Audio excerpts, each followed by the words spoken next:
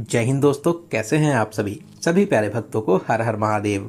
दोस्तों, आज के इस खास और इन्फॉर्मेटिव वीडियो में मैं आपको महाकाल जी के 12 ज्योतिर्लिंगों में से एक महाकालेश्वर ज्योतिर्लिंग उज्जैन में दर्शन कराने के साथ साथ उज्जैन दर्शन की संपूर्ण जानकारी भी बताऊंगा। तो अगर आप भी महाकाल जी के दर्शन करने उज्जैन आने की प्लानिंग कर रहे हैं तो ये वीडियो आपकी बहुत हेल्प करेगा।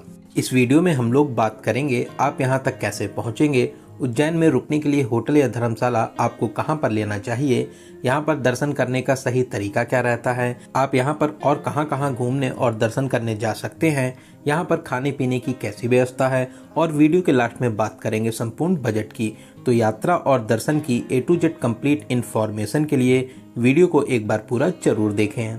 दोस्तों, माँ शिप्रा नदी के किनारे बसा उज्जैन मध्य प्रदेश का बहुत ही प्राचीन शहर है। यह महान सम्राट विक्रमादित्य की राजधानी हुआ करती थी। साथ ही इस प्राचीन नगरी को अवंतिका, उज्जैनी और कालिदास की नगरी भी कहा जाता है। यहाँ पर हर 12 वर्षों में सिंहस्थ महाकुंभ का आयोजन भी होता है। इस पवित्र और अलौकिक स्थान पर हर साल करोड़ों लोग दर्शन करने के लिए आते हैं। तो फिर चलिए एकदम शुरू से शुरू करते हैं और जानते हैं कि आप यहाँ तक कैसे पहुँचेंगे। सबसे पहले बात करते हैं ट्रेन की। उज्जैन में ही well connected Ujjain railway station बना हुआ है।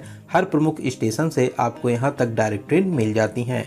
वहीं आसपास के राज्यों और शहरों से यहाँ तक आपको डायरेक्ट बसेस भी मिल जाती हैं। रेलवे स्टेशन के पास में ही देवास गेट बस स्टैंड बना हुआ है। वहीं अगर आप फ्लाइट के माध्यम से आना चाहते हैं तो यहाँ का nearest airport Devi Ahilyabai Holkar airport Indore में है, जो उज्जैन से लगभग 55 किलोमीटर की दूरी पर स्थित है। आप इंदौर तक आने के बाद में बस, प्राइवेट टैक्सी या ट्रेन के माध्यम से बहुत ही आराम से उज्जैन तक आ सकते हैं। तो चलिए, ट्रेन का बहुत ही प्यारा सा सफ़र पूरा करके अब हम लोग पहुंच चुके हैं उज्जैन। और अब हम लोग बात करते हैं रुकने के लिए आपको होटल कहां पर लेना चाहिए। दोस्तों, ऐसे तो आप उज्जैन में कहीं पर भी होटल ले सकते हैं, लेकिन मैं आपको एडवाइस करूंगा आप महाकाल थाने के पीछे सीढ़ियों वाले रास्ते के पास में होटल या धर्मशाला ले सकते हैं। रेलवे स्टेशन से इस लोकेशन की दूरी लगभग 1.5 किलोमीटर है। ऑटो या ई रिक्शे के माध्यम से 20 से 25 रुपए का किराया देकर आप यहां तक बहुत ही आराम से आ जाएंगे। यहां से महाकाल मंदिर मात्र 200 मीटर दूरी पर स्थापित है। इसके अलावा रामघाट और हरसिद्धि माता मंदिर मात्र 400 से 500 मीटर की दूरी पर स्थित है। इस लोकेशन पर आपको बहुत से धर्मशाला, होम स्टे, होटल्स और VIP होटल्स मिल जाएंगे। नॉन AC रूम 500 से स्टार्ट हो जाते हैं, वहीं AC रूम्स की 1000 से स्टार्टिंग हो जाती है। इसके अलावा इस लोकेशन पर खाने पीने के लिए नॉर्मल से लेकर VIP ढाबे और रेस्टोरेंट भी आपको मिल जाते हैं। साथ ही साथ आप अगर अपनी खुद की कार से भी आते हैं तो यहाँ से मात्र 100 मीटर दूरी पर ही पार्किंग स्टैंड है, जहां पर आप अपनी कार को भी बहुत ही आराम से पार्क कर सकते हैं। तो रुकने के लिए ये लोकेशन सबसे बेस्ट ऑप्शन है। आप आराम से यहां पर अपने बजट के हिसाब से होटल्स ले सकते हैं।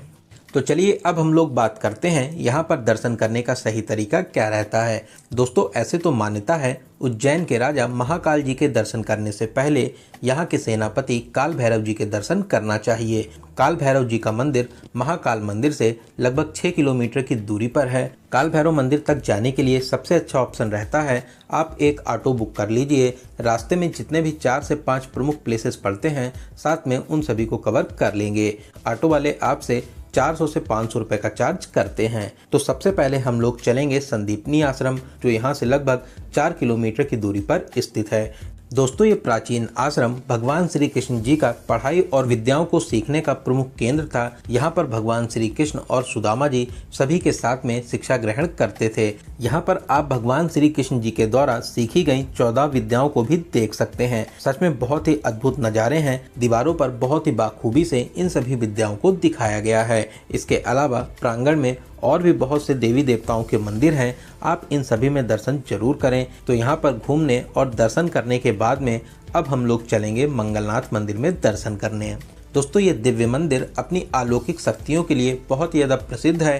कर्क रेखा पर स्थित इस मंदिर को देश का नाभि स्थल माना जाता है। ऐसी मान्यता है अगर किसी भी व्यक्ति को मंगल दोष हो तो यहाँ पर पूजन कराने से मंगल दोष समाप्त हो जाता है। बहुत ही विशाल प्रांगण में भव्य मंदिर बना हुआ है। आप लाइन में लगकर मुख्य मंदिर में दर्शन करें। साथ ही साथ मुख्य मंदिर के पास ही और भी बहुत से देवी देवताओं के मंदिर बने हुए हैं, आप वहां पर भी दर्शन प्राप्त कर सकते हैं। दोस्तों यहाँ पर दर्शन करने के बाद में अब हम लोग चलेंगे श्री काल भैरव मंदिर में दर्शन करने। दोस्तों मंदिर के बाहर ही आपको बहुत सी फूल और प्रसाद की दुकानें मिल जाएंगी। साथ ही साथ काल भैरव जी को मदिरा भी चढ़ाई जाती है, जैसी आपकी श्रद्धा हो यहाँ पर प्रसाद ले सकते हैं। यहाँ पर हमेशा ही भीड़ भाड़ रहती है, तो दर्शन करने में आपको 1 घंटा लग जाता है। अगर बहुत ज़्यादा भीड़ भाड़ है तो फिर 2 से 3 घंटे भी दर्शन करने में लग सकते हैं। तो लाइन में लगकर काल भैरव जी का जयकारा लगाते हुए दर्शन कर आशीर्वाद प्राप्त कर सकते हैं।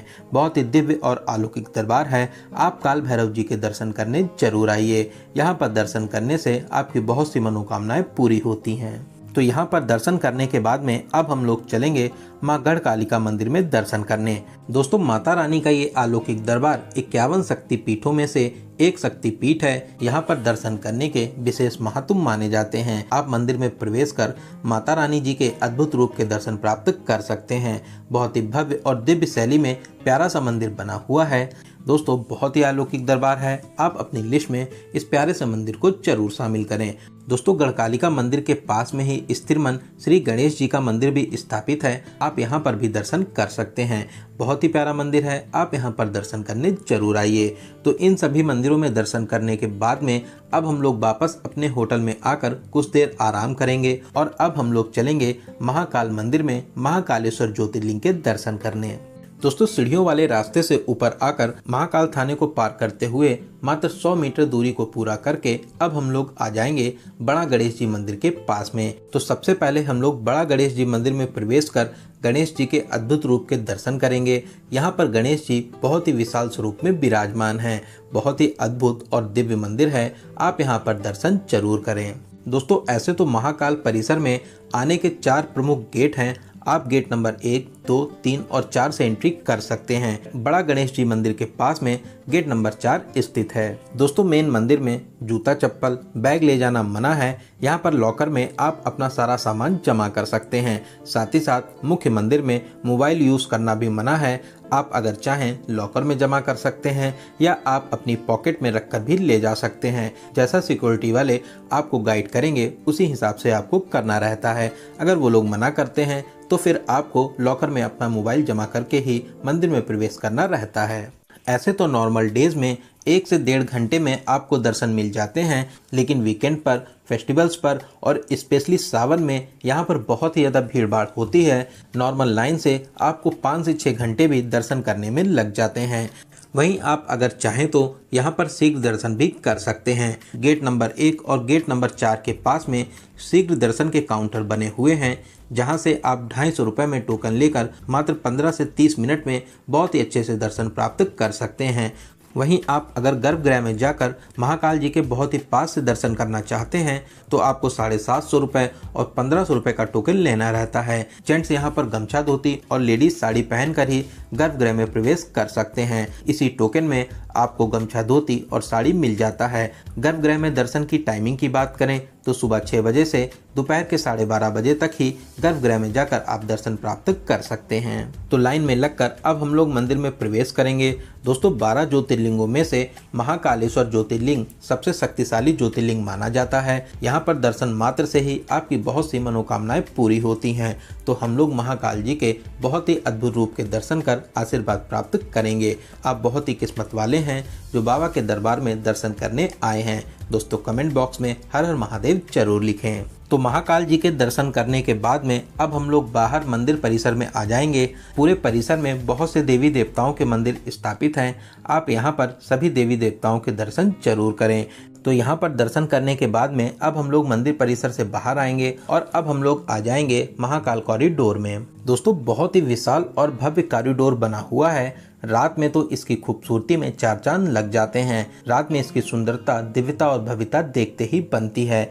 यहाँ पर शिव जी की अद्भुत लीलाओं की प्रतिमा स्थापित हैं जो आपका मन मोहित कर लेंगी। बहुत ही प्यारा और शानदार कॉरिडोर बना हुआ है। पूरे कॉरिडोर को घूमने में आपको 1.5 से 2 घंटे लग जाते हैं। कॉरिडोर में बैठने के लिए जगह जगह हट्स बनी हुई हैं। साथ ही साथ पीने के लिए ठंडे आरओ पानी की बहुत ही अच्छी व्यवस्था की गई है। इसके अलावा सीनियर सिटीजन और दिव्यांग जनों के लिए यहाँ पर ई व्हीकल की भी व्यवस्था की गई है। एंट्री गेट से मंदिर के पास तक आप ई व्हीकल के माध्यम से फ्री में आ सकते हैं। वहीं आप अगर यहाँ पर व्हील चेयर लेना चाहते हैं तो फ्री ऑफ कॉस्ट में आपको व्हील चेयर भी मिल जाएंगी। आप व्हील चेयर के माध्यम से महाकाल जी के दर्शन प्राप्त कर सकते हैं। मंदिर में टाइमिंग की बात करें तो सुबह 6 बजे से रात 10 बजे तक आप दर्शन प्राप्त कर सकते हैं। दोस्तों बात करें महाकाल मंदिर में होने वाली भस्म आरती की तो सुबह 4 बजे से 6 बजे तक ये आरती होती है। इस आरती में शामिल होने के लिए आपको पहले से स्लॉट बुक करना रहता है। महाकाल मंदिर की ऑफिशियल वेबसाइट से 2 महीने पहले से आप ऑनलाइन भस्म आरती के लिए स्लॉट बुक कर सकते हैं। अगर आप इसकी ऑफलाइन बुकिंग करना चाहते हैं तो मंदिर परिसर में प्रोटोकॉल भवन बना हुआ है, वहां पर आप भस्म आरती में शामिल होने से 1 दिन पहले से इसकी बुकिंग कर सकते हैं। लेकिन मैं आपको एडवाइस करूंगा आप ऑनलाइन ही अपना स्लॉट बुक कर लें, क्योंकि ऑफलाइन में बहुत ही ज़्यादा भीड़ भाड़ होने पर तो हो सकता है स्लॉट फुल होने पर आपको स्लॉट ना मिले। तो कॉरिडोर में दर्शन करने के बाद में अब हम लोग चलेंगे भारत माता मंदिर में दर्शन करने के लिए, जो कॉरिडोर के पास में ही स्थापित है। दोस्तों भारत माता का ये प्यारा सा मंदिर बहुत ही शानदार बना हुआ है। यहाँ पर भारत माता की प्यारी सी प्रतिमा स्थापित है। यहाँ पर दर्शन करके आपको बहुत ही ज्यादा अच्छा लगेगा, तो आप अपनी लिस्ट में इस प्यारे से मंदिर को जरूर शामिल करें। दोस्तों अगर महाकाल मंदिर में दर्शन करने के बाद में उस दिन आपके पास में टाइम बचता है तो आप रामघाट, हरसिद्धि माता मंदिर, विक्रमादित्य टीला और चिंतामन गणेश जी के दर्शन करने जा सकते हैं। वरना आप रात में अपने होटल में आराम करें और अगले दिन हम लोग इन सभी मंदिरों में दर्शन करने चलेंगे। तो सबसे पहले हम लोग चलेंगे रामघाट। दोस्तों रामघाट माँ शिप्रा नदी का सबसे प्रमुख घाट है। आप यहाँ पर स्नान भी कर सकते हैं। घाट के किनारे बहुत से प्राचीन और छोटे बड़े प्रमुख मंदिर बने हुए हैं। आप इन मंदिरों में भी दर्शन जरूर करें। इसके अलावा आप अगर चाहें तो बोट के माध्यम से माँ शिप्रा नदी का प्यारा सा चक्कर लगा सकते हैं। बोटिंग का एक्सपीरियंस भी बहुत ही ज्यादा खास रहता है।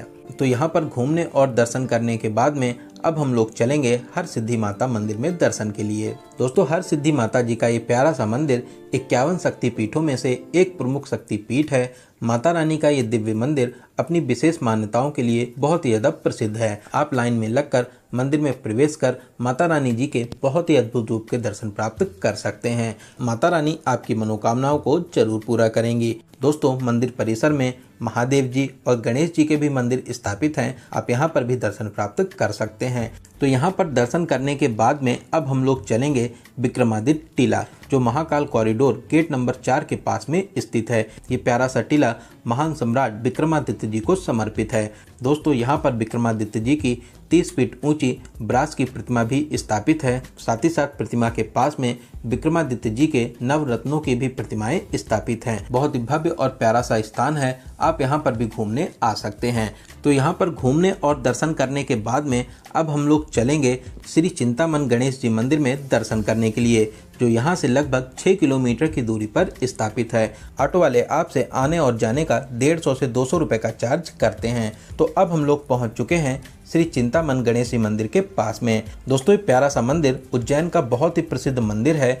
मैक्सिमम लोग यहाँ पर दर्शन करने जरूर आते हैं। आप मंदिर में प्रवेश कर लाइन में लगकर गणेश जी के दर्शन प्राप्त कर सकते हैं। दोस्तों यहाँ पर गणेश जी चिंतामन, इक्षामन और सिद्धि विनायक के रूप में एक ही प्रतिमा में 3 रूप में विराजमान हैं। दोस्तों बहुत ही अद्भुत और प्यारा सा स्थान है। यहाँ पर बहुत से मांगलिक कार्य भी होते हैं। तो आप अपनी लिस्ट में इस प्यारे से मंदिर को जरूर शामिल करें। यहाँ पर दर्शन करके आपको बहुत ही ज्यादा अच्छा लगेगा। तो इन सभी प्रमुख स्थानों पर दर्शन करने के बाद में आप अपने घर के लिए या फिर ओमकारेश्वर जी के लिए भी जा सकते हैं। आने वाले दिनों में आपको ओमकारेश्वर जी के दर्शन और यात्रा का संपूर्ण जानकारी वाला वीडियो भी मिल जाएगा। तो आप उज्जैन में महाकाल जी के दर्शन करने के बाद में ओमकारेश्वर ज्योतिर्लिंग के भी दर्शन करने जा सकते हैं। तो चलिए अब हम लोग बात करते हैं आपको उज्जैन का कितने दिनों का प्लान करना चाहिए। दोस्तों आप 2 डेज 1 नाइट या 3 डेज 2 नाइट में बहुत ही अच्छे तरीके से उज्जैन को कवर कर लेंगे।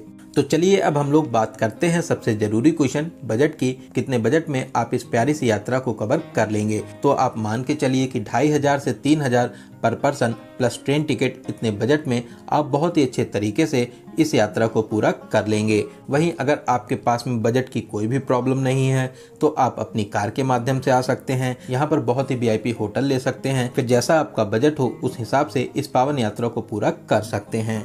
तो दोस्तों यहाँ पर मैंने आपको उज्जैन दर्शन और यात्रा की हर एक छोटी बड़ी जानकारी को बहुत ही अच्छे और सही तरीके से देने की पूरी कोशिश की है। अगर फिर भी आपके कोई क्वेश्चन रह जाते हैं तो आप हमें कमेंट के माध्यम से पूछ सकते हैं।